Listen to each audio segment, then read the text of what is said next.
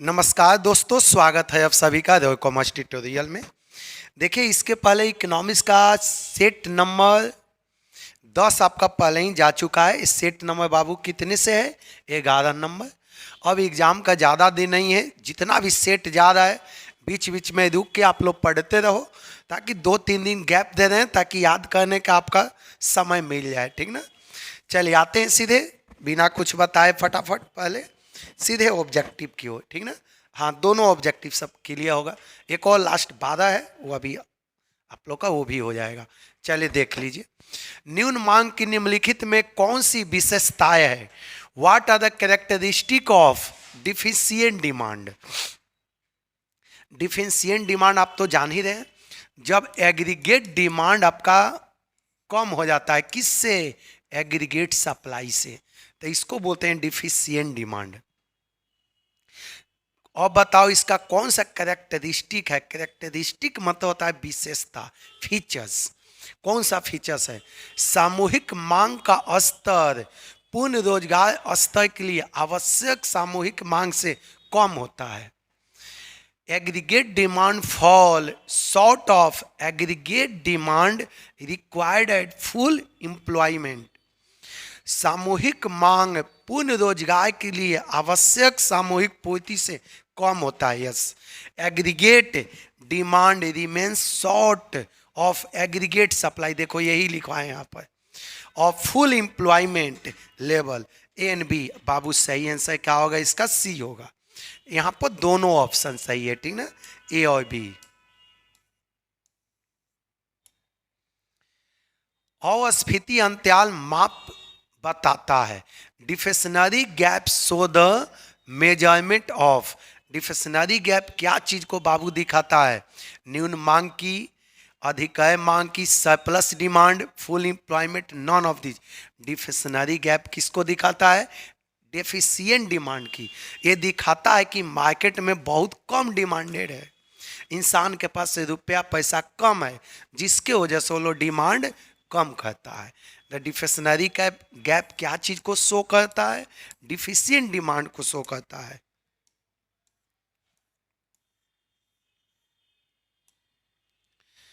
न्यून मांग के उत्पन्न होने के निम्नलिखित में कौन से कारण है? Which one is the reason of appearing deficient demand condition? Deficient demand condition क्यों उत्पन्न होता है?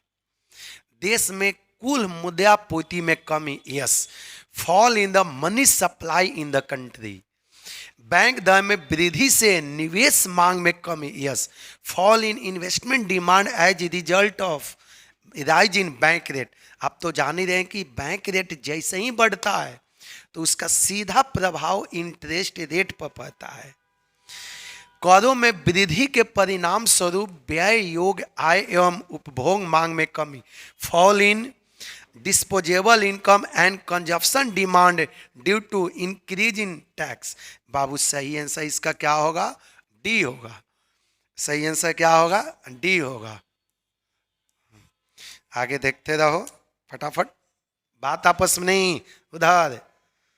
अब संभालो, अब बात करने वाला समय नहीं है, ठीक ना। थोड़ा सा सीरियस टाइप से रूटीन के हिसाब से पढ़ो, बिना रूटीन से नहीं। जो भी पढ़ाई करना है रूटीन से पढ़ना है। हाँ, नहीं सन्यास मत बनो अभी सन्यास बाद में सोचना, सन्यास बनने की। अभी जो सामने दिख रहा है ना, 1 तारीख से एग्जाम के बारे में देखो। चले ठीक है, आगे देखो क्वेश्चन नंबर 4। निम्नलिखित में कौन सा कथन सही है? देखो, विच of the following is true. बताओ इसमें से कौन सा सही है? मांग की कमी के कारण रोजगार के स्तर में कमी आ जाएगी। यस, ये तो 100% सही है। Employment level decline due to decrease in demand, सही। न्यून मांग के, देखो आपसे एक ध्यान से सुनो, पूछा क्या है, कौन सा इसमें सही है, ट्रू कौन सा है? न्यून मांग के कारण देश के कीमत स्तर में कमी आ जाएगी। Price level fall due to deficient demand in country. Yes, न्यून मांग के कारण उत्पादन का स्तर घट जाएगा। Production level fall due to deficient demand. Yes, तीनों ऑप्शन सही है। बाबू सही ऑप्शन क्या होगा? इसका डी होगा।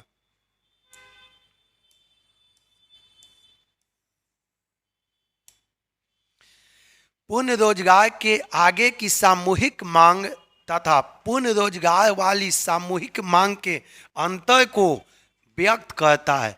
Difference between aggregate demand at above full employment, full employment के ऊपर aggregate demand, aggregate demand at, यहाँ पर देखो एट बोला है, at full employment is known as.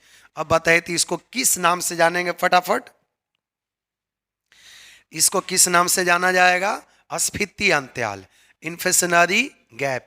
Inflationary gap आप तो जान ही रहे हैं कि हम जितना डिमांड कर रहे हैं, मान लें कि डिमांड, मान लेते हैं कि आपका एडी है, एडी इतना होना चाहिए, ये रिक्वायर्ड एडी है, ये बाबू क्या है? ये रिक्वायर्ड है, लेकिन एक्चुअल में एडी इतना हो गया। एक्चुअल में देखो होना चाहिए था एग्रीगेट डिमांड इतना, लेकिन बाबू हो गया इतना, इतना ज्यादा हो गया, इतना डिमांड ज्यादा हो गया। तो ये क्या दिखाता है? इन्फ्लेशनरी गैप को दिखाता है। डिमांड होना चाहिए था ना, लेकिन हो गया इतना। ये वह पॉइंट से ऊपर का जो डिमांड है ना, उसको बोलते हैं, वो क्या इंडिकेट करता है? इन्फ्लेशनरी गैप को इंडिकेट करता है। चलिए, हाँ सीयूटी में भी काम करेगा, सीयूटी में भी किसमें काम करेगा? चलो देखा पिछले बार 21 स्टूडेंट यहाँ टॉप इंडिया का कॉलेज में गया।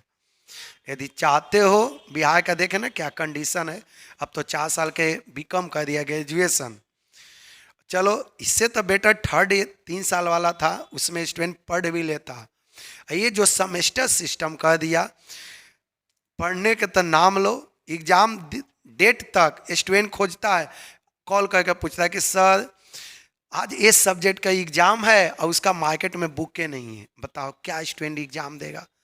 ये लोग कॉलेज का जो सिस्टम बनाया, ये लोग 4 साल के जो सिस्टम लाया, उसको लाने से पहले आपको बुक मार्केट में अवेलेबल करना चाहिए था ना। क्या अवेलेबल करना चाहिए था? मार्केट में पहले बुक को उपलब्ध करना चाहिए। इसके पहले वाले से, इससे तो बेटा 3 साल वाला था, उसमें तो हम लोग का बीकॉम में भी 6 बैच चलता था। ये तो खुलेआम कॉलेज में चीटिंग होता है, खुलेआम बाबू लिख लो। और कॉलेज का प्रोफेसर को क्या जा रहा है, उसका बेटा तो बड़े बड़े यूनिवर्सिटी में पढ़ता है।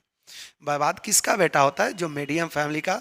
और उसको लायका लोग के भी तो अच्छे लगता है, स्टूडेंट लोग, लायका लायक हम नहीं बोले, स्टूडेंट को भी तो अच्छा लगता है कि चलो कॉलेज में पूरा चीटिंग हुआ, लेकिन ये नहीं देखता है कि उसका भविष्य तो बर्बाद हुआ ना।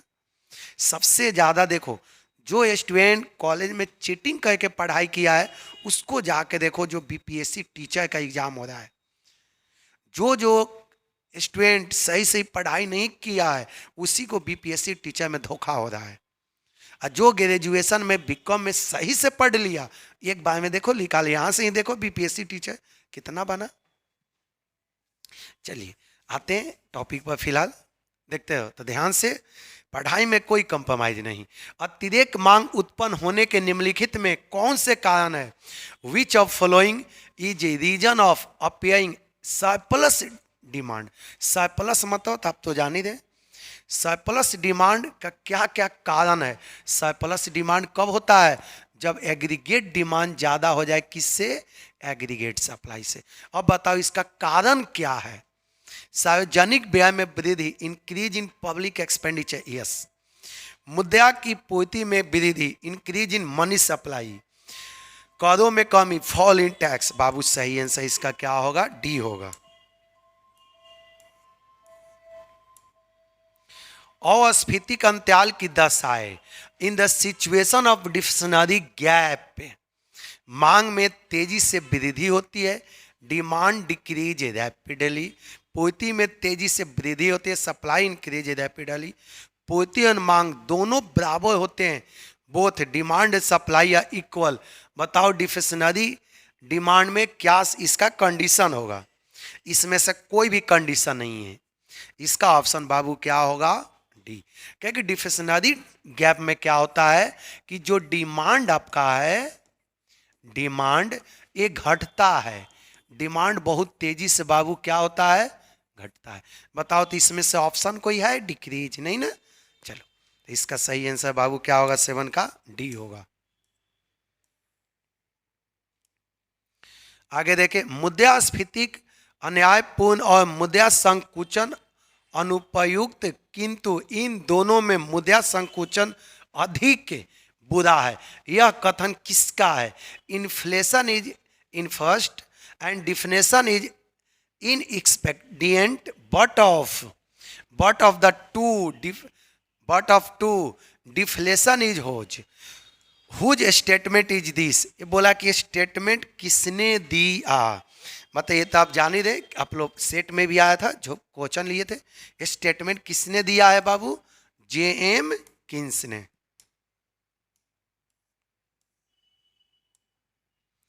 किसने सबसे पहले स्फीतिक अंतराल की अवधारणा प्रस्तुत की? Who had given the concept of inflation in gap for the first time। Inflation का डिफिनेशन सबसे पहले बाबू किसने दिया? चलिए आप लोग देखो तो फटाफट, किसने दिया? रॉबर्ट किन्स, हाल में और माथम। किसने दिया था? किन्स ने। सबसे पहले किन्स ने ही इन्फ्लेशन को डिफाइन किया था।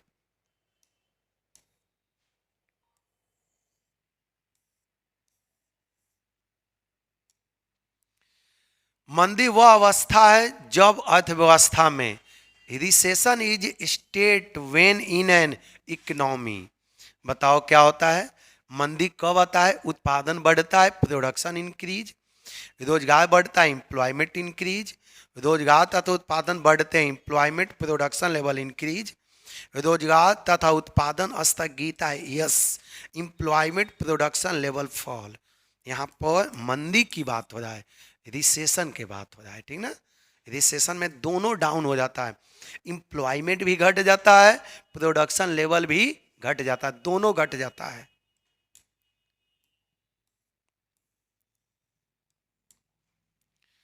व्यापार चक्र उत्पन्न होने के निम्नलिखित में कौन से कारण है?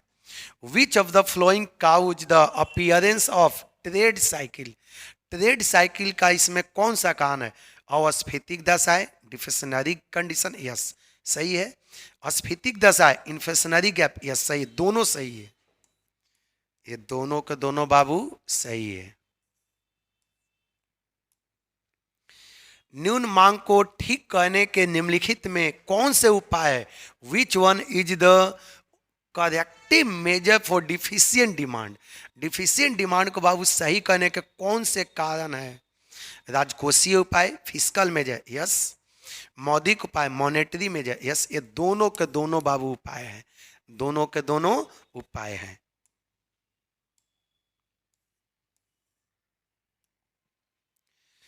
आगे देखिए, राजकोषीय नीति के अंतर्गत निम्नलिखित में किसे शामिल किया जाता है? Which measure is included in fiscal measure. बताओ, सार्वजनिक व्यय, पब्लिक एक्सपेंडिचर, करों का रोपण, देखिए टैक्सेशन, सार्वजनिक ऋण, public debts, all the above. Fiscal measure में बाबू ये सब आता है, ठीक ना। चलिए,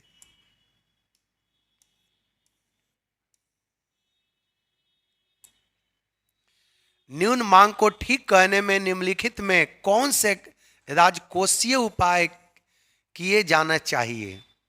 विच fiscal measure should be adopted for correcting deficient demand. बताइए, डिफिशियंट डिमांड को सही करने के लिए इसमें से क्या किया जाएगा? सार्वजनिक करों में सरकार को अधिक व्यय करना चाहिए। Government should spend more in public works. ये तो आप जान ही दे। डिफिशियंट डिमांड को सही करने का मेन रूप से 3 कारण होता है, fiscal measure, monetary measure, other measure, ठीक ना।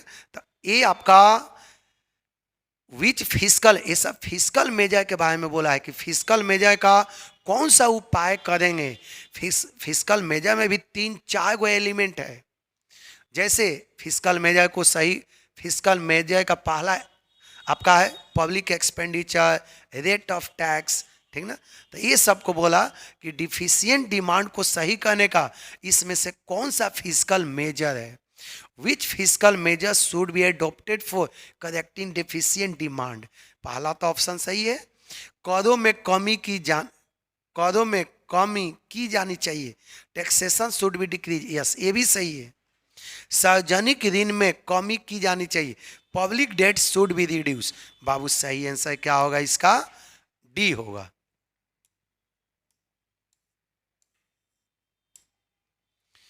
केंद्रीय बैंक अर्थव्यवस्था में आर्थिक स्थिरता प्राप्त करने के लिए मौद्रिक नीति द्वारा निम्नलिखित में किससे नियंत्रित किया जाता है? With which component of monetary policy central bank try to attain economic stability in the country. बताइए किसके द्वारा? मुद्रापूर्ति सप्लाई ऑफ मनी के द्वारा, ब्याज दर इंटरेस्ट रेट के द्वारा, मुद्रा उपलब्धता अवेलेबिलिटी ऑफ मनी के द्वारा, ऑल ऑफ दीज। बताओ इसका आंसर फटाफट क्या होगा? इसका बाबू आंसर होगा डी।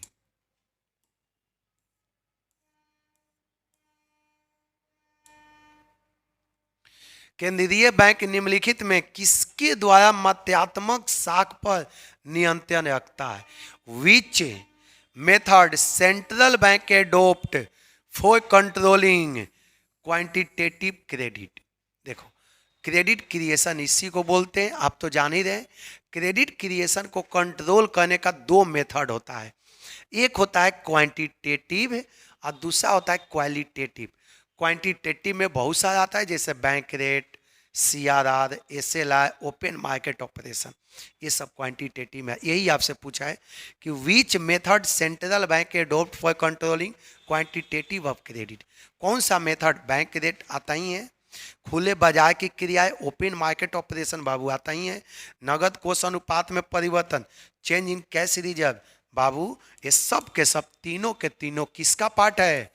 क्वांटिटेटिव मेथड का है। ठीक ना, ये सारा मेथड है जिससे क्रेडिट क्रिएशन को RBI कंट्रोल करती है।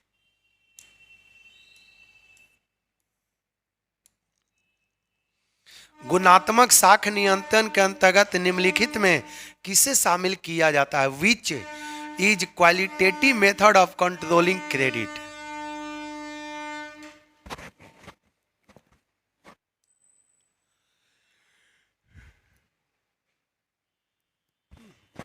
ठीक है, एक्चुअली रात तक भी हम लोग का ऑनलाइन क्लास देखे, इलेक्ट्रिसिटी विभाग वाले को लेना पड़ जाता है 10-10 बजे रात तक। एक तो दिन के पढ़ाओ, रात में भी। ये टीचर का, सारे टीचर की यही वर्क है, ठीक ना। 10 बजे आज के डेट में कोई भी टीचर 10 बजे के पहले नहीं छूटता है क्लास से। 6-7 बजे तक तो ऑफलाइन पढ़ाओ।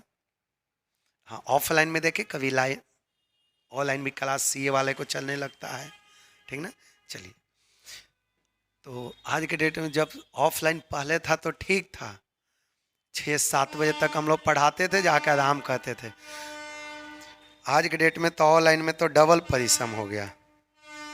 चलिए देखिए,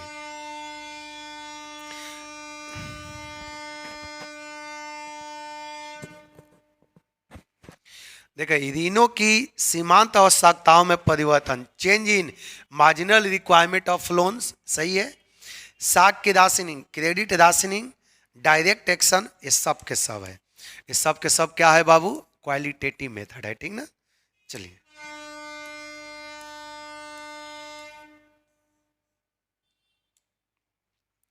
आगे देखें।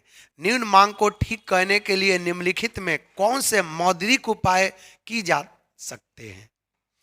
विच monetary measure may be adopted to correct deficient demand.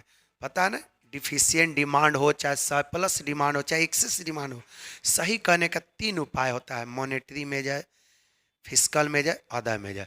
तो आपको मॉनेटरी मेजर के बारे में पूछा है कि कौन कौन सा उपाय है। देखो, बैंक दर में कमी, reduction in bank rate, yes. खुले बाजार में प्रतिभूतियों खरीदना, buying security in open market, yes. नगद कोष अनुपात में कमी, reducing cash reserve ratio, all the above. बाबू सही आंसर इसका क्या है? डी होगा।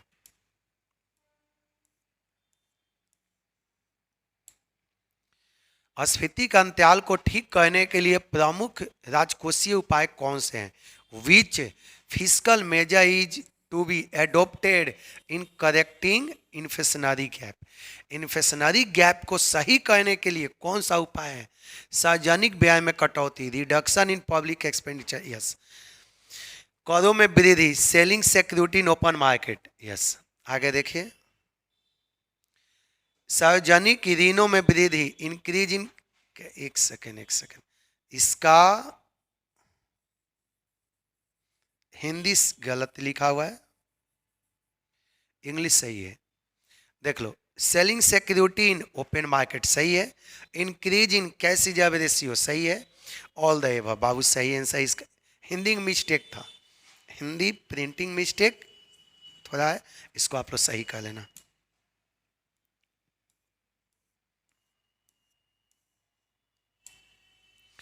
आगे देख, अस्फीति अंतराल को ठीक करने के लिए प्रमुख मौद्रिक उपाय कौन से हैं? Which monetary measure is to be adopted in correcting inflationary gap, कौन सा सही है?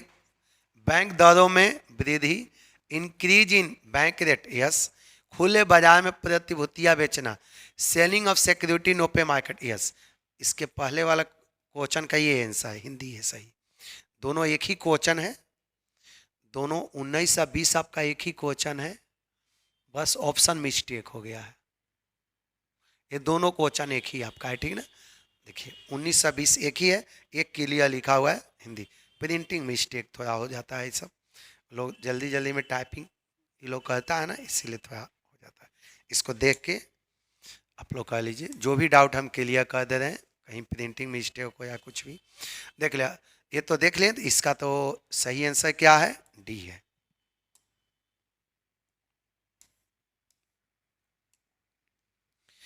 किस राजकोषीय उपाय के अंतर्गत न्यून मांग को सही करने हेतु प्रयोग नहीं किया जाता है?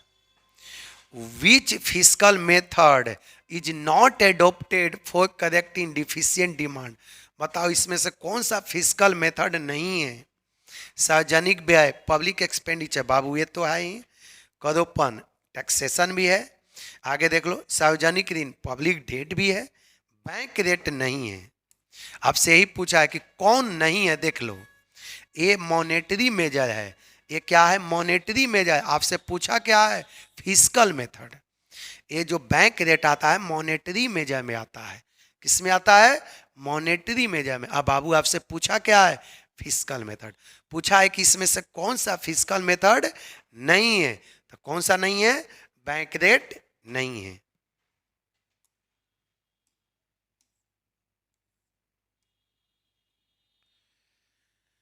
भारत का वित्तीय वर्ष है, financial year in India is, बताओ तो 1 अप्रैल से 31 मार्च, ये तो आप जान ही रहे। फाइनेंशियल ईयर कितना माना जाता है? 1 अप्रैल से लेकर 31 मार्च को।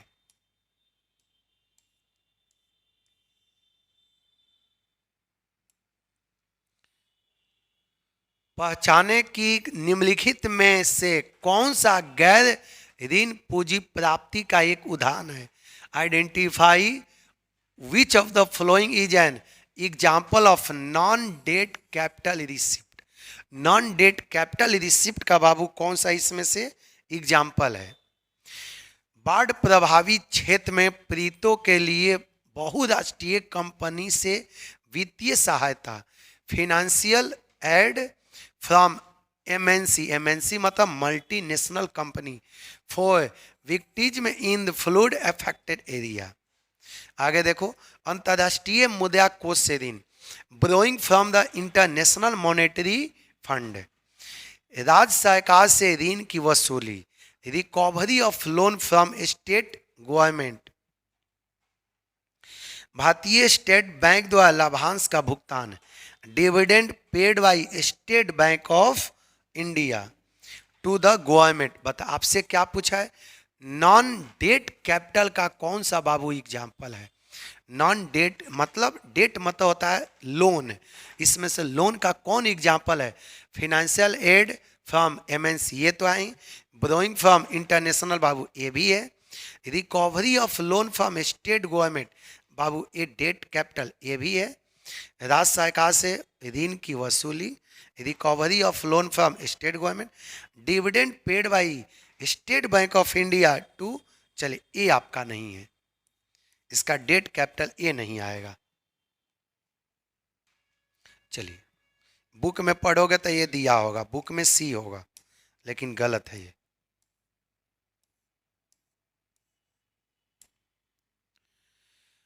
बजट के संगठन निम्नलिखित में कौन है? Which is a component of budget? बताओ तो बजट का कौन कौन कंपोनेंट है? बजट प्राप्ति या बजट रिसिप्ट, यस। बजट व्यय, बजट एक्सपेंडिचर। बाबू सही आंसर सी होगा।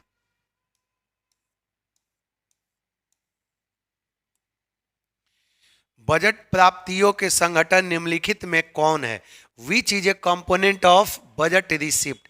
बजट रिसिप्ट में भी दो गो होता है। देखो आप लोग जो ऑफलाइन क्लास में सारे स्टूडेंट को सारे बैच में पढ़ाया गया होगा कि बजट रिसिप्ट बाबू दो टाइप का होता है, रेवेन्यू रिसिप्ट, कैपिटल रिसिप्ट। राजस्व प्राप्ति या रेवेन्यू रिसिप्ट, पूंजीगत प्राप्ति या कैपिटल रिसिप्ट। बाबू कौन सा ऑप्शन सही है? सी होगा।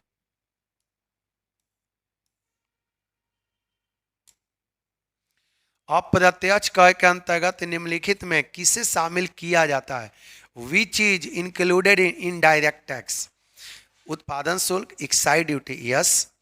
बिक्री बिक्री कर, sales tax, yes. A and B. Tax दो टाइप का होता है, डायरेक्ट टैक्स, इनडायरेक्ट टैक्स।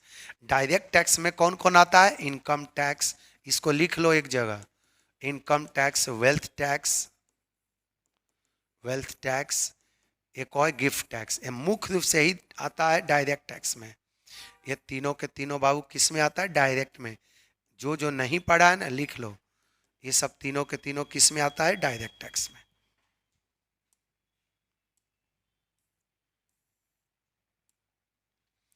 ऐसे व्यय जो सरकार के लिए किसी परिसंपत्ति का सृजन नहीं करते हैं कहलाते हैं the expenditure which do not create asset for the government is called. कौन सा एक्सपेंडिचर जिससे गवर्नमेंट का एसेट क्रिएट नहीं होता है?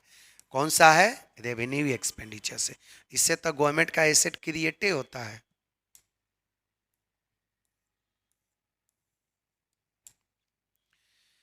प्रत्यक्ष कर है डायरेक्ट टैक्स। देखो हम अभी अभी बताए थे ना तीन चीज, आय कर, yes, gift tax, A and B. Direct tax का दोनों एग्जाम्पल है, ठीक ना, जस्ट अभी हमने बोर्ड पर लिखा था।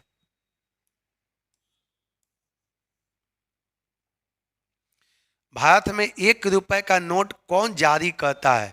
In India 1 rupee note issue by, ये तो पहले भी बताए हैं। 1 रुपी नोट बाबू कौन इशू करता है? भारत सरकार का वित्त मंत्रालय, finance ministry of government of India. ये तो पहले भी हम बता चुके हैं आपको कि 1 रुपए का नोट कौन जारी करता है? Finance ministry. पूंजी बजट शामिल करता है। कैपिटल बजट कंसिस्ट ऑफ राजस्व प्राप्ति, राजस्व व्यय, revenue expenditure, revenue receipt, revenue expenditure, पूंजीगत प्राप्ति या पूंजीगत व्यय, कैपिटल रिसिप्ट, कैपिटल एक्सपेंडिचर, प्रत्यक्ष तथा अप्रत्यक्ष कर, डायरेक्ट एंड इनडायरेक्ट टैक्स। इनमें से कोई नहीं, नॉन ऑफ दी। देखो यहाँ पर कैपिटल बजट में, कैपिटल बजट में बाबू क्या लिखाता है? Capital receipt and capital expenditure. कोई दिक्कत? चलिए,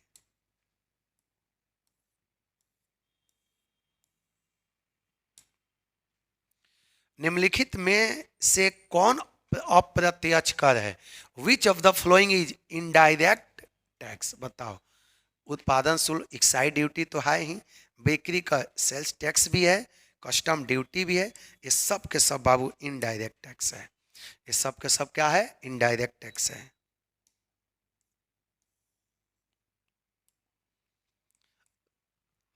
निम्नलिखित में से कौन सा व्यय एक पुल के निर्माण में होता है? Which type of expenditure made in bridge construction? इसमें कैपिटल एक्सपेंडिचर, क्योंकि लॉन्ग टर्म के लिए है। क्या है बाबू? ब्रिज कंस्ट्रक्शन एक लंबे समय के लिए है। इसमें कौन सा एक्सपेंडिचर लगेगा? Capital expenditure. कैपिटल एक्सपेंडिचर वैसा होता है जिससे चाहे तो लायबिलिटी घटे या नहीं एसेट बढ़े।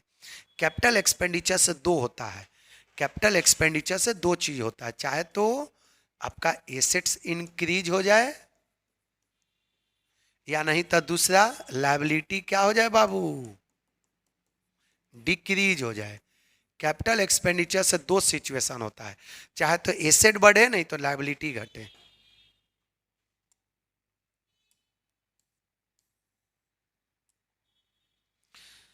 विकासशील राष्ट्रों के लिए कौन सा बजट सबसे उपयुक्त होता है? Which of the following budget is suitable for developing country? ये बाबू 100% एग्जाम में आया, रट के जाना। कितना बार बताया, देखो पिछले बार भी फाउंडेशन वाले को बता देते हम लोग, सीए फाउंडेशन। देखिए इस बार टोटल निकल गया ना। तो ये सब काफी रिपीटेड क्वेश्चन है। क्या है? काफी रिपीटेड क्वेश्चन है। ये इंडिया में भी इसी को कभी कभी घुमा के आपको पूछ देगा, ठीक ना। इसी को बाबू कभी कभी आपको घुमा के पूछ देगा कि जनरली इंडिया में कौन सा बजट बनता है। तो जनरली बाबू इंडिया में किस टाइप का बजट बनता है? डेफिसिट बजट, घाटे की बजट, ठीक ना। चलिए इसको ध्यान से देखते हो, काफी रिपीटेड क्वेश्चन है।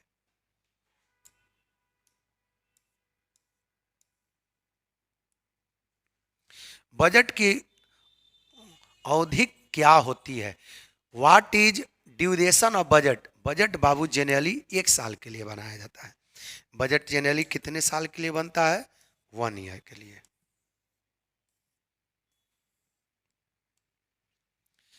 राजकोषीय नीति के अंतर्गत किसे शामिल किया जाता है? Which of the following is included in fiscal policy? सार्वजनिक व्यय, public expenditure, yes. Tax, yes. सार्वजनिक ऋण, पब्लिक डेट, यस। इसमें सब के सब होगा। फिस्कल पॉलिसी में तीनों को शामिल किया जाता है, ठीक ना। फिस्कल पॉलिसी में बाबू तीनों को शामिल किया जाता है। निम्नलिखित में से कौन सा सरकार का पूंजीगत व्यय है? Which of the following is capital expenditure of government? ब्याज का भुगतान, इंटरेस्ट पेमेंट, यस। मान लें कि गवर्नमेंट कहीं से लोन लिया और उस लोन पर गवर्नमेंट इंटरेस्ट पेमेंट कर रहा है तो उसको भी कैपिटल एक्सपेंडिचर माना जाएगा। मकान का किराया, purchase of house, yes. Machine का व्यय, एक्सपेंस ऑन मशीनरी, यस। इसमें से सब के सब बाबू हो जाएगा, ठीक ना। चलिए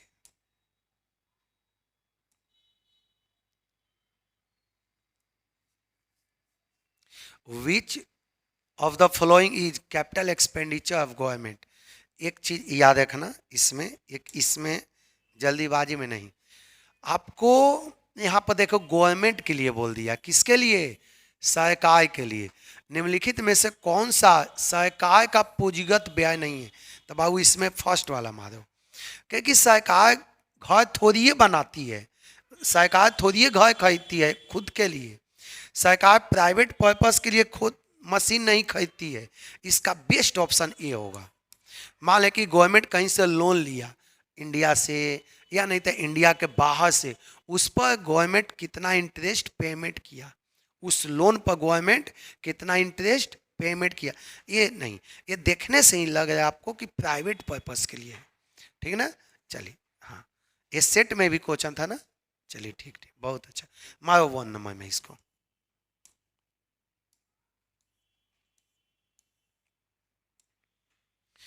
अब देखो बजट में हो सकता है, बजट में इंक्लूड आगम घाटा, रेवेन्यू डेफिसिट, यस 100%। वित्तीय घाटा, फिस्कल डेफिसिट भी हो सकता है। प्रारंभिक घाटा, primary deficit, all the above. Budget में कुछ भी हो सकता है, पता ना। फिस्कल डेफिसिट, अब आपको बजट डेफिसिट 3 टाइप के बताए होंगे, revenue deficit, fiscal deficit, primary deficit. कोई दिक्कत? यहाँ तक तो किसी तो सारा आप लोग को कॉपी में भी नोट करवाया गया होगा।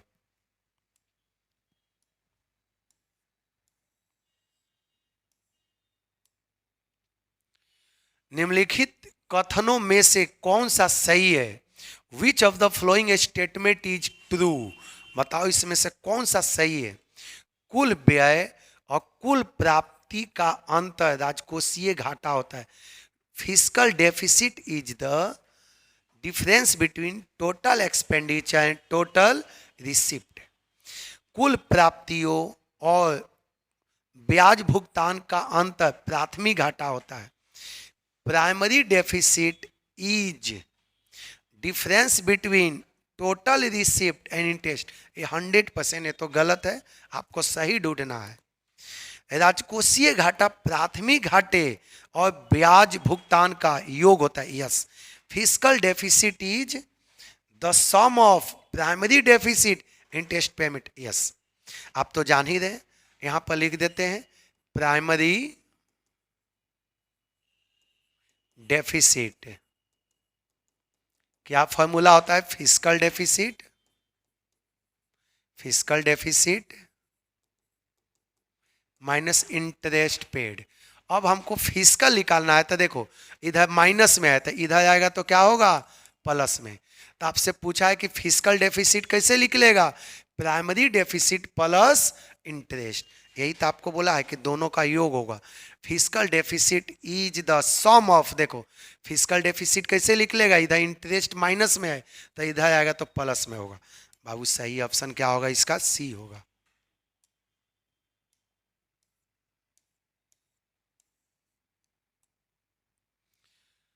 बजट सरकार के आय व्यय का होगा, is a description of income expenditure of government.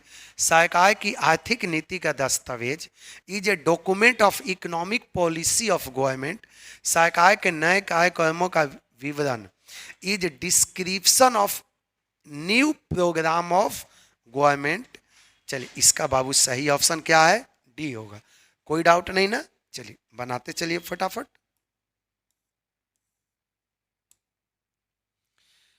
असंतुलित बजट में, in an unbalance budget, unbalance budget में बाबू क्या होगा, आय व्यय से अधिक होता है, income is greater than expenditure. पहले तो मैं बता दूं अनबैलेंस बजट वैसा होता है जिसमें रिसीप्ट और टोटल एक्सपेंडिचर आपस में बराबर नहीं होता है। कोई दिक्कत, अनबैलेंस मतलब गवर्नमेंट का estimated income and estimated expenditure आपस में बराबर नहीं होता है। चाहे तो एस्टिमेटेड इनकम ज़्यादा हो जाएगा, चाहे तो एस्टिमेटेड एक्सपेंडिचर ज़्यादा हो जाएगा, कुछ भी हो सकता है, ठीक ना। चलिए ये तो आय व्यय से अधिक होता है, income is greater than expenditure, कुछ भी हो सकता है। आय की अपेक्षा व्यय अधिक होता है, expenditure is higher relative to income, कुछ भी हो सकता है। घाटाधीन या नोट छाप को पूरा किया जाता है। Deficient is cover by loan और प्रिंटिंग ऑफ नोट, बी और सी। बाबू इसका ऑप्शन होगा ए एंड बी। इसका ऑप्शन क्या होगा, ए एंड बी, ठीक ना। आप लोग ए और बी ऑप्शन में कहना सही।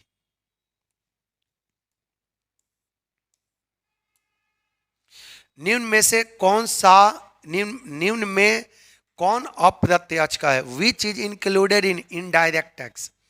इनडायरेक्ट टैक्स में बाबू कौन शामिल होगा, इनकम टैक्स तो डायरेक्ट है, वेल्थ टैक्स भी डायरेक्ट है, एक्साइज ड्यूटी आपका इनडायरेक्ट है, गिफ्ट टैक्स भी इनडायरेक्ट, सॉरी गिफ्ट टैक्स भी डायरेक्ट टैक्स है। ये income tax, wealth tax, gift tax, ये तीनों के तीनों बाबू क्या है, डायरेक्ट है। ये तीनों के तीनों कौन सा टैक्स है, डायरेक्ट टैक्स। लेकिन बाबू आपसे पूछा क्या है, इनडायरेक्ट कौन है, ठीक ना। तो इनडायरेक्ट कौन है बाबू, एक्साइज ड्यूटी, कोई डाउट नहीं। चलिए आगे बढ़िए।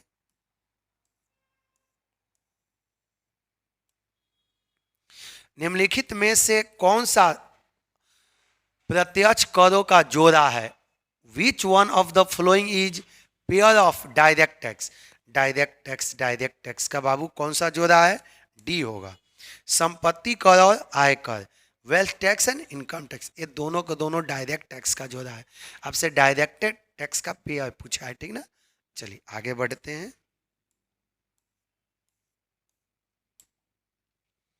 निम्नलिखित में से कौन सी राजस्व प्राप्ति नहीं है, which of the following is not a revenue receipt. बताओ इसमें से कौन सा रेवेन्यू रिसिप्ट नहीं है, यहां पर देखो नोट लगाया गया है, इसमें से कौन सा रेवेन्यू रिसिप्ट नहीं है। ऋणों की वसूली, रिकवरी ऑफ लोन, विदेशी अनुदान, फॉरेन ग्रांट्स, ये तो है। सार्वजनिक उपक्रमों के लाभ, profit of public enterprises, wealth tax, बाबू ये नहीं है। बाकी सब के सब रेवेन्यू रिसिप्ट है। एक तो याद रखना जितना भी टैक्स हो सारा के सारा टैक्स क्या होता है, रेवेन्यू रिसिप्ट होता है।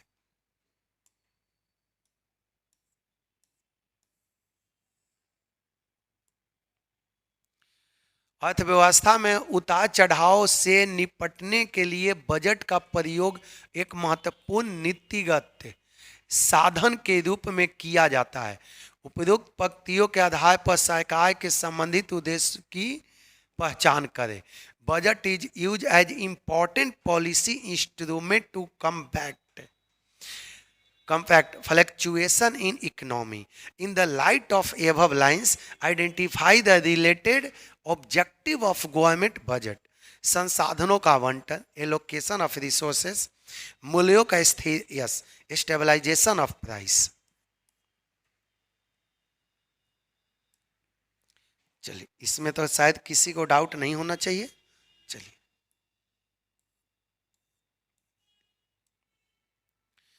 राजकोषीय घाटा इसके समान है। फिस्कल डेफिसिट इक्वल्स प्राथमिक घाटा माइनस ब्याज। यस, सही है। आगे देखो, फिस्कल डेफिसिट किसके बराबर है?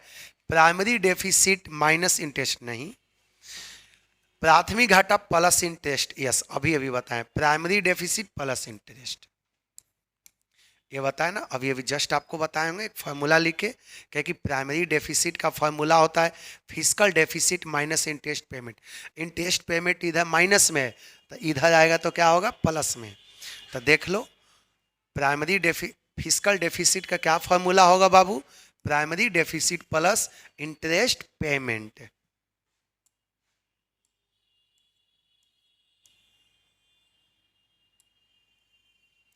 भारत में संसद बजट को समान स्वीकृति दे देती है। Indian parliament generally approve budget by. Budget कब तक अप्रूव कर दिया जाता है? 31 मार्च तक। इंडिया में बजट आपका अप्रूव बाबू कब तक हो जाता है? 31 मार्च तक।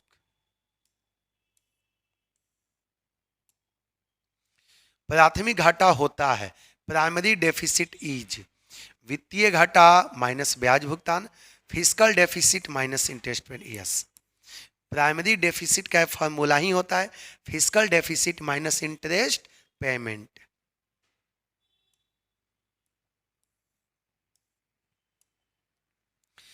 बजट निम्नलिखित प्रकार के होते हैं। Budget are of the following types. Balance, संतुलित बजट, बैलेंस बजट, यस होता ही है। बचत का बजट, यस ये भी होता है। सरप्लस बजट, घाटे का बजट, डेफिशिएंट बजट, ये भी होता है। All the above. बाबू सही आंसर इसका क्या होगा? डी होगा।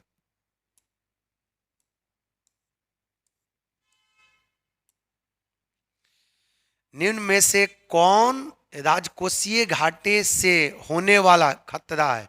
विच of the following is danger of fiscal deficit. इसमें से फिस्कल डेफिसिट का कौन सा डेंजर है? बाबू इन्फ्लेशनरी प्रेशर, स्फीति दबाव। सबसे ज्यादा स्फीति दबाव का इसमें डर आता है। कोई दिक्कत? चलिए, आप लोग का सेट नंबर 11 समाप्त। अब 12 भी 2 मिनट में हो जाएगा आपका, ताकि इकोनॉमिक्स यदि 12 सेट आप कर लेते हैं तो 50 नंबर इकोनॉमिक्स से रखा हुआ है। समझो कि एकदम से सिक्योर्ड है 50 नंबर, एक भी नंबर नहीं कटेगा। 12 सेट यदि आप कर लेते हो तब। ठीक, सभी को थैंक यू। ज़्यादा से ज़्यादा वीडियो शेयर कीजिए ताकि आने वाले सारे कॉमर्स के स्टूडेंट को बेनिफिट हो।